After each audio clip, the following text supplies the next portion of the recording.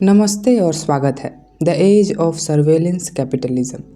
इस किताब को सुसाना जुबॉफ ने लिखा है, जो हार्वर्ड बिजनेस स्कूल की प्रोफेसर और डिजिटल कैपिटलिज्म की सबसे बेबाक आलोचक है। ये किताब सिर्फ एक थ्योरी नहीं बल्कि एक चुभता हुआ सच है, एक ऐसा सच जो हम सबको रोज रोज टच करता है लेकिन हम उसे अनदेखा करते हैं। सोचिए, जब आप ऑनलाइन कुछ सर्च कर रहे होते हैं कि आप सिर्फ जानकारी ढूंढ रहे होते हैं या कोई आपको ऑब्जर्व भी कर रहा होता है। जब आप किसी ऐड को स्क्रॉल करते हैं या एक रील पर रुकते हैं, क्या ये बस आपकी चॉइस है या आपका माइंड सबटल स्टीयर हो रहा है? जब आप किसी ऐप को अलाउ लोकेशन एक्सेस करते हैं, क्या आप सच में जानते हैं कि आपने क्या खोया?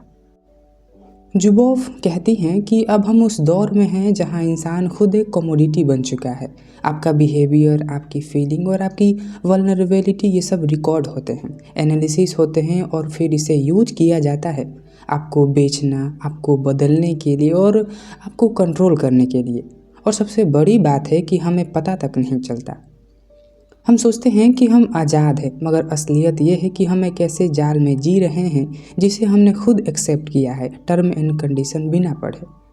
यह किताब एक चेतावनी है। अगर हमने समय रहते सर्वेलेंस कैपिटलिज्म की भाषा, ताकत और चालों को नहीं समझा, तो वो दिन दूर नहीं जब हम अपनी स्वेच्छा से गुलामी को सुविधा समझ बैठेंगे। और इन्हीं सारी चीज़ों को जुबोफ हमें समझाती हैं कि कौन हमारे थॉट्स को कंट्रोल कर रहा है। इस डिजिटल दुनिया में जहाँ हर चीज़ का रिकॉर्ड रखा जाता है, वहाँ क्या हमारा थॉट्स हमारे भी हैं?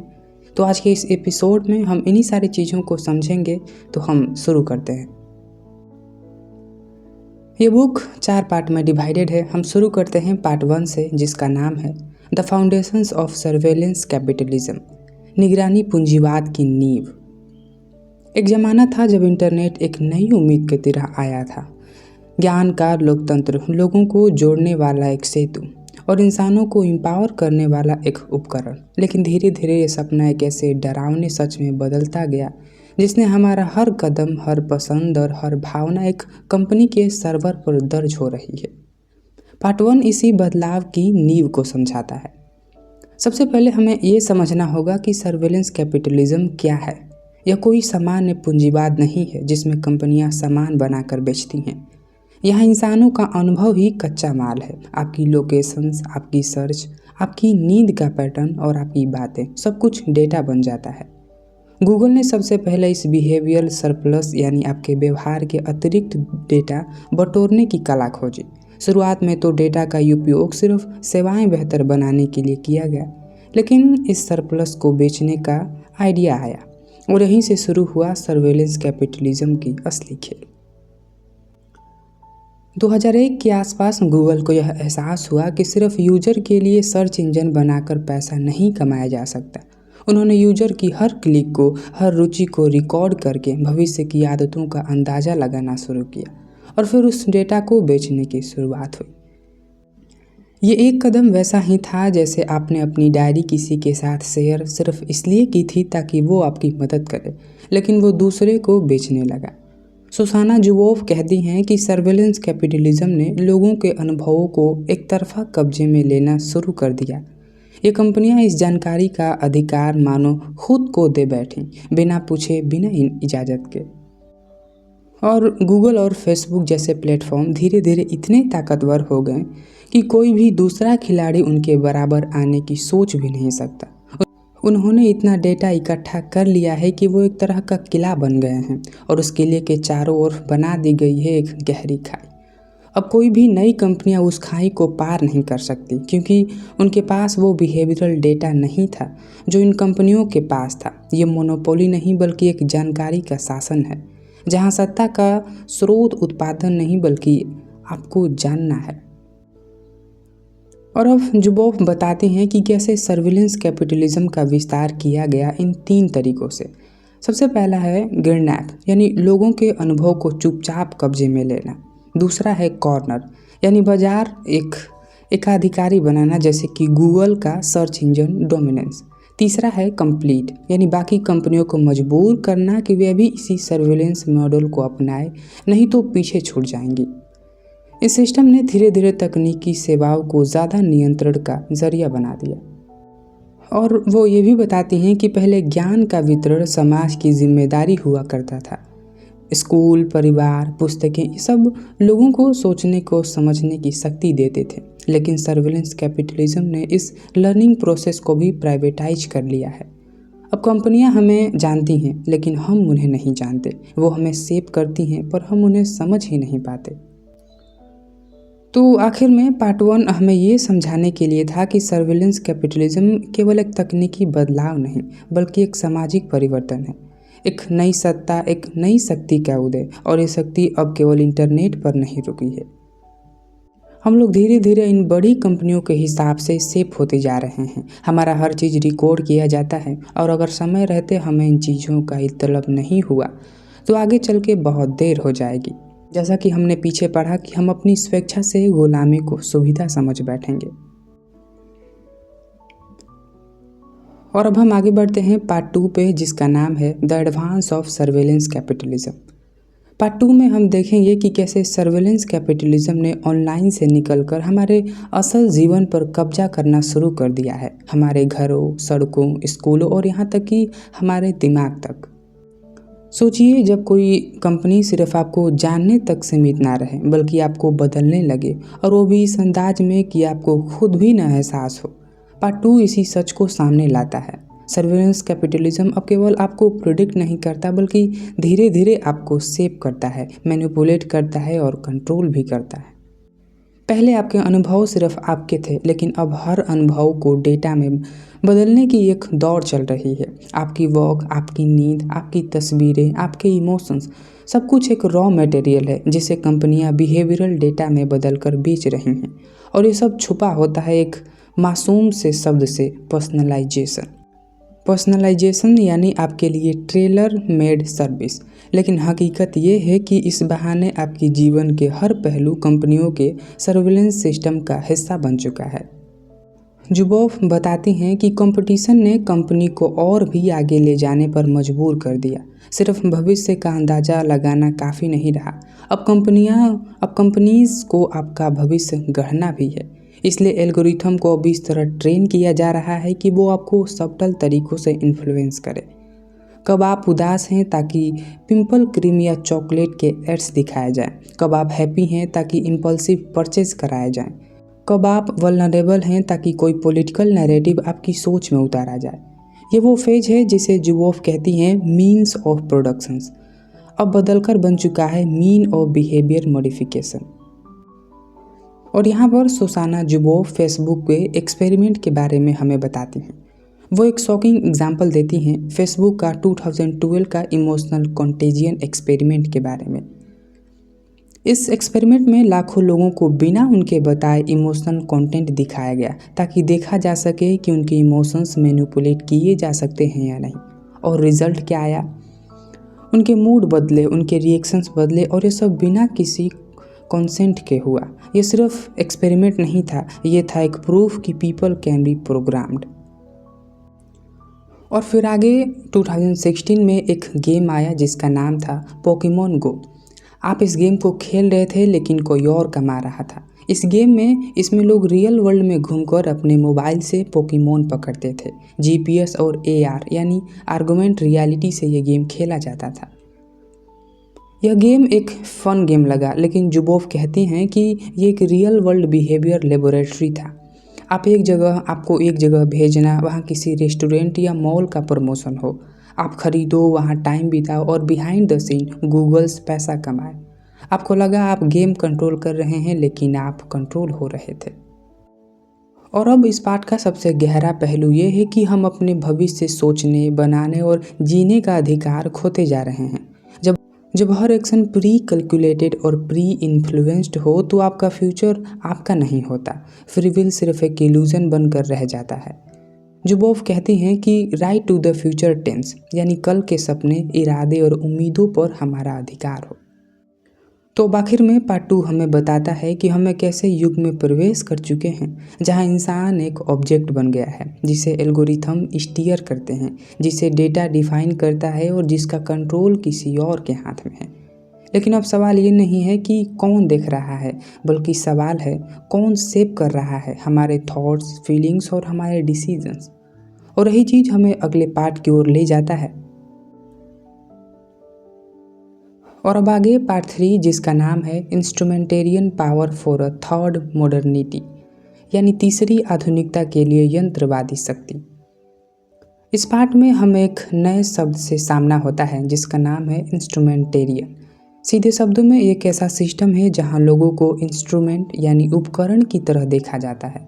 डेटा कलेक्ट करते हैं, एनालिसिस करते हैं और उनके एक्शंस को कंट्रोल करते हैं, जैसे ऑनलाइन ऐड या रिकमेंडेशन से व्यवहार को बदलना। ये पावर का एक ऐसा मॉडल है जिसमें न पुलिस की लाठी है, न सेंसर बोर्ड का डर, बस डेटा है, नजर्स हैं और एक शांत लेकिन पूरे समाज को बदल देने वाला सिस्टम। जरा सोचिए, अगर किसी को आपको दबाने के लिए जेल या हथियारों की ज़रूरत ना हो, सिर्फ आपके विचारों, पसंदों और व्यवहार को धीरे धीरे बदलना ही काफ़ी हो। यह कोई फैंटेसी नहीं बल्कि हमारी डिजिटल हकीकत है। पार्ट 3 इसी नए पावर स्ट्रक्चर की गहराई में ले जाता है जिसे सुसाना जुबोफ कहती हैं इंस्ट्रूमेंटेरियन। अब समझते हैं सर्वेलेंस से एक कदम आगे। अब बात है शेपिंग सोसाइटी की। सर्वेलेंस कैपिटलिज्म की असली ताकत अब सिर्फ आपको जानने या प्रिडिक्ट करने में नहीं है। अब वो आपको सब्टली, सिस्टमेटिकली कंट्रोल करता है बिना आपको फोर्स किए। यह कोई तानाशाही नहीं है, यह कोई हिटलर या स्टेलिन जैसा डिक्टेटर नहीं। यहाँ एल्गोरिथम्स हैं, यहाँ नजिंग है, ऐसे छोटे छोटे डिजिटल धक्के जो आपको यह तक महसूस नहीं होने देते कि आप किसी और के इशारे पर चल रहे हैं। जुबोफ इस नए पावर सिस्टम को इंस्ट्रूमेंटेरियल पावर कहती हैं। ये ना तो ट्रेडिशनल कैपिटलिज्म है, न ही ऑथोरिटेरियन टोटलिज्म, बल्कि एक ऐसा नेटवर्क है जो डेटा, एल्गोरिथम और बिहेवियर मॉडिफिकेशन से काम करता है। इसका लक्ष्य है टोटल सर्टेनिटी। हर इंसान, हर समाज, हर इंस्टीट्यूशन को इतना प्रिडिक्ट बना देना कि कोई भी आउटकम पहले से तय किया जा सके। जॉर्ज ऑवेल ने अपने नॉवेल 1984 में बिग ब्रदर का कॉन्सेप्ट दिया था, एक डिक्टेटर जो सब देखता है। जुबोफ कहती हैं कि अब हम बिग ऑर्डर के युग में हैं, एक इनविजिबल डिसेंट्रलाइज सिस्टम जो हर ऑब्जेक्ट से डेटा लेता है, फ़ोन, कैमरा, ऐप्स, वॉचेस और सोशल इंटरेक्शंस को मॉनिटर करता है और फिर उस डेटा का उपयोग करता है आपके डिसीजंस मेकिंग को सेव करने के लिए। ये सिस्टम सिर्फ देखता नहीं, सीखता भी है, बदलता है और चलाता भी है। और इंस्ट्रूमेंटेरियन पावर अब सिर्फ रियल वर्ल्ड या डिजिटल वर्क तक सीमित नहीं रहा। अब इसका अगला लक्ष्य है सोसाइटी खुद। सुसाना जुबोफ कहती हैं कि जैसे पहले इंडस्ट्रियल सिस्टम ने मशीनों को परफेक्ट हार्मोनी में चलाया, वैसे ही अब इंस्ट्रूमेंटेरियन सिस्टम ह्यूमन को सिंक्रोनाइज्ड हैव माइंड में बदलने की कोशिश कर रहा है। सोशल मीडिया पे एल्गोरिथमेटिकली क्यूरेटेड कंटेंट, ट्रेंड जो आपको इमोशंस को गाइड करते हैं, फीडबैक लूप जो आपके माइंड को लिमिटेड वर्ल्ड व्यू तक बंद कर देते हैं। यहाँ फ्रीडम का मतलब है वही पसंद करना जो सिस्टम चाहता है, ना कि आप पसंद करते हैं। और पार्ट 3 एक और डीपली ह्यूमन चीज़ की बात करता है, सेंचुरी, यानी वो जगह जहाँ आप अपने आप के साथ रह सकें, जहाँ आपके थॉट्स, आपके फीलिंग्स और डिज़ायर पर किसी और की नज़र ना हो। लेकिन सर्वेलेंस कैपिटलिज्म ने उस स्पेस को भी निगल लिया है। Google home, Alexa, smart watches, smart bed सब कुछ मॉनिटर कर रहा है। प्राइवेट स्पेस एक इल्यूजन बन गया है। जुबोफ कहती हैं हमारी ज़िंदगी में अब कोई नो एग्जिट स्पेस नहीं रहा। हर जगह कोई ना कोई डेटा ट्रेल छोड़ दिया जाता है और वो ट्रेल किसी और के लैब में एनालाइज हो रहा होता है। तो पार्ट 3 एक चेतावनी देता है, एक नए सोशल ऑर्डर क्विकली बनता जा रहा है जिसमें फ्रीडम, इंडिविजुअलिटी और डेमोक्रेसी सिर्फ दिखावे के वर्ड्स बनकर रह जाएंगे। इस सिस्टम को कोई क्लियर विलन नहीं है, कोई डायरेक्टर नहीं है, सिर्फ एक सिस्टम है जिसमें धीरे धीरे खुद से दूर हम होते जा रहे हैं। और अब हम आगे बढ़ते हैं आखिरी पार्ट में। जुबोफ एक कदम और आगे जाकर कहती हैं ये सब कुछ एक एक्सीडेंटल एवोल्यूशन नहीं बल्कि एक प्लान्ड पॉलिटिकल टेक ओवर है। तो पार्ट 4 में हम जानेंगे कि सर्विलेंस कैपिटलिज्म का असली नेचर क्या है, एक ऊपर से की गई क्रांति, अ कूप ऑफ अबव। तो पार्ट 4 जिसका नाम है अ कूप फ्रॉम अबव। क्रांति तब खतरनाक होती है जब वो शांति के कपड़ों में आती है। पार्ट 4 इसी खतरनाक सच्चाई से पर्दा उठाता है कि सर्विलेंस कैपिटलिज्म कोई नेचुरल या एक्सीडेंटल प्रोसेस नहीं है, बल्कि एक ऊपर से थोपी गई सत्ता का कब्जा है। जुवोफ इसे कहती हैं अ कूप फ्रॉम एबव, एक ऐसा तख्ता पलट जो जनता नहीं बल्कि बाजार की ताकतों द्वारा किया गया। वो साफ बताती हैं कि सर्विलेंस कैपिटलिज्म पुराने कैपिटलिज्म से पूरी तरह अलग है, जहां पहले कंपनियां ग्राहक के लिए उत्पादन करती थी, जहां कंपनियां ग्राहक को ही एक डेटा सोर्स बना चुकी हैं। अब आप ग्राहक नहीं, कच्चा माल हैं। सर्विलेंस कैपिटलिज्म इंसान की सोच और भावनाओं को भी बाजार बना चुका है। बिना बताए, बिना पूछे आपके भावनाओं को रिकॉर्ड कर रहा है और उसे बिहेवियरल फ्यूचर मार्केट में बेच रहा है। इस नए कैपिटलिज्म का ना तो सोशल कॉन्ट्रैक्ट है, ना ही रिसिप्रोसिटी। सुसाना जुबोफ इस नए सर्विलेंस कैपिटलिज्म को एक इनविजिबल वायरस के रूप में देखती हैं। ये आपके जीवन में चुपचाप प्रवेश करता है, आपके कंसेंट के बिना ऑपरेट करता है और धीरे धीरे आपके राइट्स, फ्रीडम और इमेजिनेशन को ख़त्म करता है। जैसे इंडस्ट्रियल कैपिटलिज्म ने प्रकृति का शोषण किया, वैसे ही सर्विलेंस कैपिटलिज्म ह्यूमन नेचर को खा रहा है। और सबसे बड़ी समस्या ये है कि लोग इस नए सिस्टम का नाम तक नहीं जानते, तो उसे लड़ेंगे कैसे। वो कहती हैं कि जब तक हम नए नाम, नए एनालिसिस और नई भाषा नहीं बनाएंगे, तब तक हम इस सिस्टम के खिलाफ संगठित नहीं हो पाएंगे। ये कैपिटलिज्म कोई ओपन डिक्टेटरशिप नहीं है, ये इनविटेबिलिटी का इल्यूजन क्रिएट करता है। टेक्नोलॉजी ऐसे ही होती है, लोग सोचने लगते हैं कि हम क्या कर सकते हैं, और इसी सोच के थॉट ये सिस्टम बिना किसी बंदूक, बिना किसी कानून तोड़े सभी अधिकार छीन रहा है। और जुबोफ इस कन्फ्यूजन में एकदम से साफ कर देती हैं कि ये केवल प्राइवेसी का इशू नहीं है, ये डेमोक्रेसी का क्राइसिस है। जब सिटीजन के पास डिसीजन मेकिंग का कंट्रोल ही ना रहे, जब आपके फ्यूचर का निर्माण ऐप से पहले ही हो चुका है, जब आपके थॉट्स, मूड और एक्शंस किसी और ने तय किया हो, तो क्या आप सच में आज़ाद हैं? बिल्कुल भी नहीं। और वो कहती हैं कि सिर्फ हम आम लोग ही इस कोर्स को पलट सकते हैं, लेकिन पहला कदम हमेशा होता है। और अगर हमें इस चीज़ को पलटना है तो हमें सबसे पहला जो काम करना होगा वो है नाम देना। इस सिस्टम को पहचानो और समझो। दूसरा, सच बोलना, अपने एक्सपीरियंस को एक्सप्रेस करो। तीसरा, जुटना, नए सोशल मूवमेंट शुरू करो। और चौथा है नया कानून, नया एथिक्स और नए नॉर्म्स इस्टेब्लिश करो। सर्विलेंस कैपिटलिज्म एक सिस्टम है और सिस्टम को सिस्टम से ही हराया जा सकता है। और अब पार्ट 4 के अंत में एक आखिरी सवाल है कि अगर हमने इस नए कैपिटलिज्म को बिना जवाब दिए फलने फूलने दिया, तो क्या फ्यूचर में हमारे बच्चों को ये लगने लगेगा कि इंसान का मतलब ही होता है डेटा देना और बदले में आरामदायक गुलामी लेना। ऑथर कहती हैं, if the digital future is to be our home, then it is we who must make it so. यदि डिजिटल भविष्य हमारा घर बनना है तो हमें ही इसे ऐसा बनाना होगा। और अब अगर हम पूरे किताब का सार 2 लाइनों में व्यक्त करें तो वो ये है कि अगर 19वीं सदी का इंडस्ट्रियल कैपिटलिज्म धरती के लिए खतरा था, तो 21वीं सदी का सर्विलेंस कैपिटलिज्म इंसानों के लिए खतरा है। लेकिन लड़ाई ख़त्म नहीं हुई, ये तो बस शुरुआत है।